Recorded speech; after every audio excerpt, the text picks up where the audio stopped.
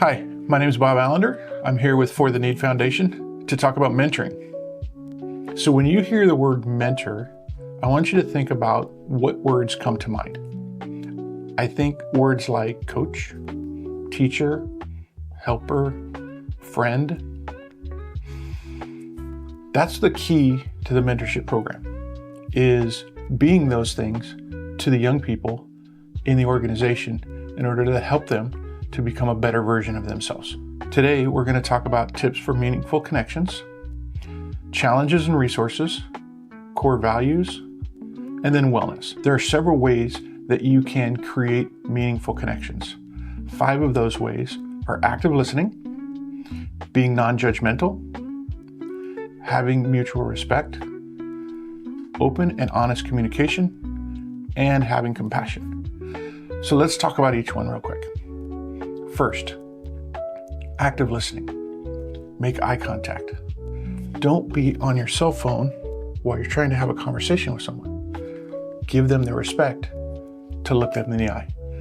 What about your posture? Are you going to be slouched back and kind of crossed and just, or are you going to maybe lean forward, sit forward on your chair a little bit and really look them in the eyes and really focus on the words that someone's saying?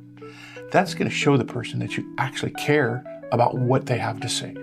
Being non-judgmental. The arrows in this organization come from a wide variety of backgrounds, and you don't sometimes know really what's going on in their background. You don't know what their family situation is. You don't know what their economic situation is. Some may be homeless, some may not.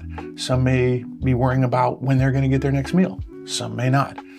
At every aspect of life, you just don't know. So try as hard as you can to be non-judgmental and accept people as people. The next way to create meaningful relationships is having mutual respect. I've always said you give what you get. Give a little respect, get a little. If you give a lot of respect, you get a lot of respect. Having open and honest communication helps build mutual respect, which leads me right into my next point, open and honest communication. Open and honest are 2 different things. You can talk about a lot of things, but are you necessarily honest all the time? You're gonna hold back some things. The arrows in this program don't necessarily need to know everything about your life. In fact, they probably shouldn't. You won't necessarily know everything about their lives, but the more you connect with them, the better you're going to break the barriers and get them to talk to you and be open and be honest. Be empathetic. Most people don't really want your sympathy, but if you can give them your empathy, that will help. That will help show that you're a human being and that you're truly trying to help. So what is a challenge? A challenge are weak spots that can make us more vulnerable to get hurt or have difficulties when things get tough. Everybody in life has gone through tough things. Everybody. Doesn't matter who you are. You've had challenges. You've had rough spots that you've had to get through. It didn't go the way you wanted it to go. But here you are today to become a beau and a mentor. You've worked through it. Resources. They're kind of like shields that protect us. They help us feel strong and a little bit more capable. Some of the shields are a positive outlook on life, a strong sense of core values, engagement or connections in work, school, religion, social groups, friends, anything that could help you as a person be a better person. What's a core value? Core values to me are those things that are the deepest concepts that make you you. They're the principles that help you decide what's right and wrong and how to act in various situations. So think about, where did you learn your core values? I would say they probably came from your parents. Morals, values, and beliefs. Those are the things that you learned from your parents growing up. They're the reason you make the decisions you make. Now, granted, some people didn't like how they were raised, so they purposely changed their core values in order to be the version of a person that they want to be versus what their parents were. Some of the arrows may have that situation, maybe not. Most people aren't exact carbon copies of their parents, because as you grow, you experience different things. You want to change things for your life to be the best life you make.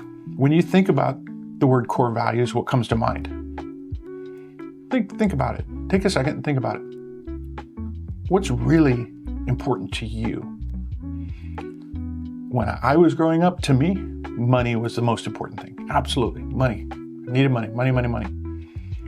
But now I'm, on the backside, and family's really the most important thing. Religion's important. Work and money, not so important anymore. But that all changed throughout my life, which is the same thing with these arrows.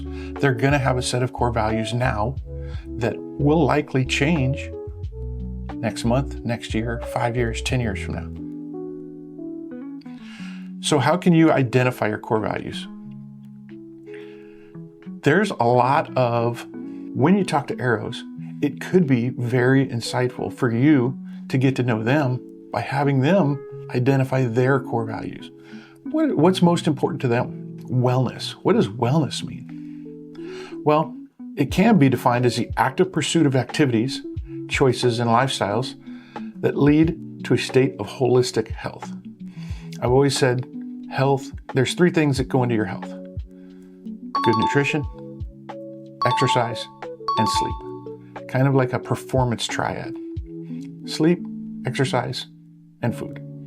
If you balance them, your life will be better. You'll feel better. You'll be more energetic. Our arrows will get better grades in school. But really, what does that mean? Wellness is all the things we do to keep ourselves healthy and happy. Some kids these days, playing video games, being on the phone. That's what makes them happy. As a high school teacher, I struggle with students on their phones constantly because they think that is their center. Their center of gravity is their phone and social media. So a way to connect to the arrows is to talk maybe about video games, maybe about social media, maybe about healthy habits, and how much screen time are they really doing? Have them show you, how much screen time are you doing in a day? What are you spending your screen time on? Is it games? Is it Instagram? Is it social media? Maybe a way to connect with them is through a video game. Maybe, maybe not. What do you do to keep yourself healthy and happy? Think about that for a second. I will be willing to bet that as a mentor, you do things differently than the arrows that we have in the program today. There's 5 components to resiliency, and it's the wellness recipe. They're physical, emotional, social, intellectual, and spiritual. This is another good way to understand your arrows, is which one of those is most important to them. Because it changes over time, just like your core values. Physical, exercising, eating well, sleeping well, good hygiene, etc. Emotional, understanding and managing your emotions and having empathy for yourself. Because it's one thing to have empathy for other people, but if you don't have it for yourself, it's gonna kind of be hard to really help someone. Social, maintaining positive relationships with others. Speak up for yourself. Having good boundaries. Engaging with your community. For the need, we're engaging with the community. That's what we're here for, to engage with the community. Do your arrows really speak up for themselves? Do they really, when something's wrong, do they have someone to turn to and talk to? That's kind of what this program is for. Building trust. Another component of resiliency is intellectual. Learning new skills. Being creative. Asking questions. Researching a topic of interest. Think about building a boat, which is one of the events we do. Take a piece of cardboard and some duct tape and make a boat and actually think it's going to float? Maybe it'll work, maybe not. But how do you figure it out? How do you make it work? Because it actually does. And then lastly, spiritual.